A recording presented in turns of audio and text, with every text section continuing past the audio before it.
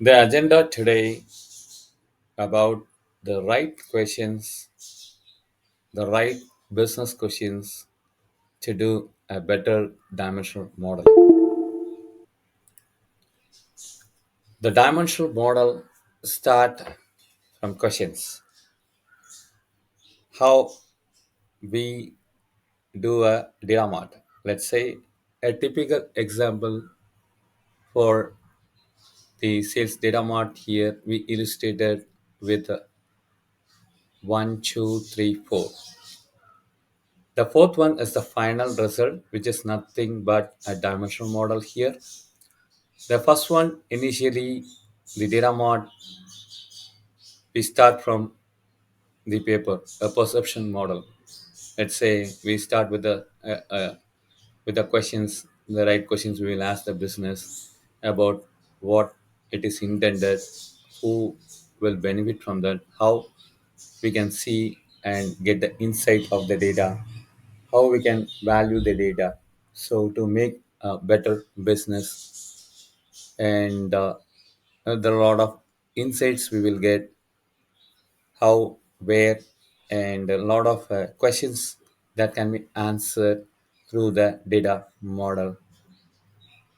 Before we start this dimensional model, we need to ask our questions. Let's say we need to ask the user if the regards to the sales with pertaining to the order and the customer as those as subject time period which will be sale across all the subject areas. Here, if you see the first, the business questions, so the user or the business, they want an interested on to know the number of orders by the time period by customer, the customer by city, state, zip code, and the total amount by date, and the payment by the customer by their geolocation, and net order by time period by customer, and would like to know the top five customer payment by city, by state, by zip code, and the discount amount based on the customer ability to pay within a stipulated time. With the payment cycle, based on that payment cycle, they will get a discount. There is other way due to seasonal. There is a festival which is happen on a particular state or a particular place or a particular city where they can give a kind of a promotion or a discount to the customers to improvise their sales, the revenue.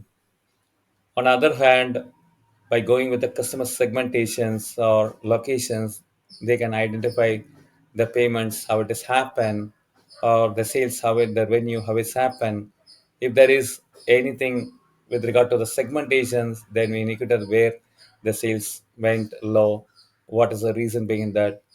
It is by the customer or the by the location or by the time, or there are a lot of multiple criteria which help us to deep dive to understand the pattern and sales rises or sales went down. And also not only we are looking the data with the current snapshot, and also this dimensional model will help us to go beyond and go the same time now and the same time last year, and maybe same time last month, maybe same time last 5 years. As a trending, we know that the pattern and the behavior of the customer payment, and with the payment life cycle and the discount, and we can see the customer, the loyalty customer, and we can see the churn out customer. All this thing can be addressed by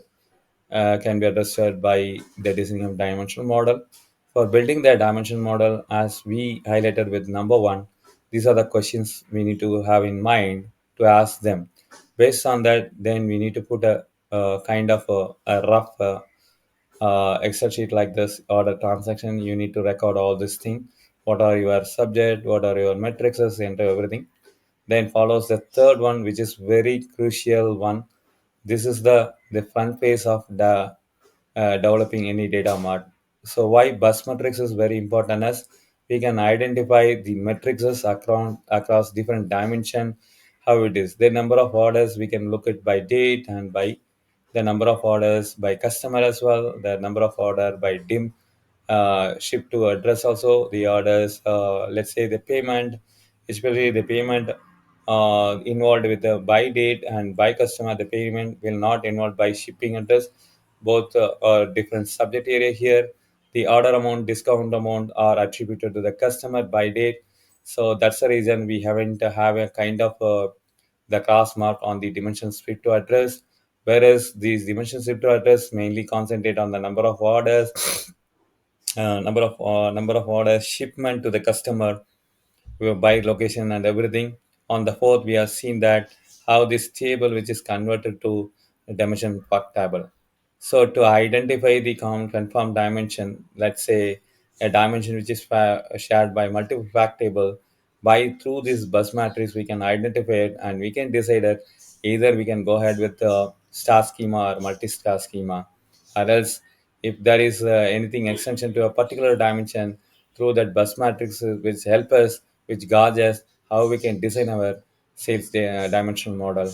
I hope this is a simple illustrator that I would like to mention how a better business questions will help us to do a better dimensional model.